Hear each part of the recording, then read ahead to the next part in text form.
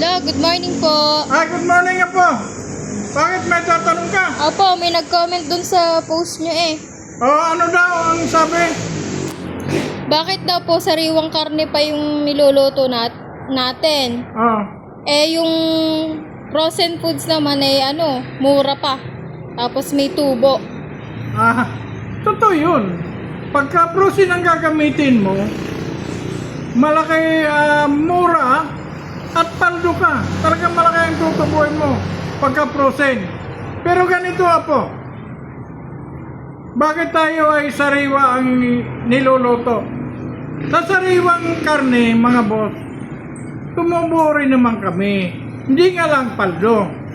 Pangalawa, ang napakahalaga, sinusuportahan mo doon ang mga nag-aalaga ng baboy. Bakit, boss? Wala ka bang kapatid na nag-aalaga ng baboy? Wala ka bang pinsan na nag-aalaga ng baboy? O wala ka bang kamag-anak na nag-aalaga ng baboy? Okay, ganito. Ang mga kumakain dito, mga nag-aalaga rin ng baboy yan, mga local farming. Kaya kami, kumari ang niluluto namin yung mga sarili nating produkto.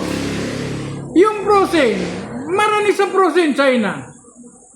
Yung bang pinanggalingan ng frozen yan, yung mga nag-alaga noon, kumakain ba dito? Di ba't hindi? Hindi yan nakakatulong dito. Ang nakakatulong dito sa kainan ito ay yung mga lokal dito na mga nag-aalaga ng baboy. Dito sila nabili ng ulam, nakain sila dito, dito sila na-order. Yung mga nag-aalaga ng frozen yan, wala kaming pakinabang doon.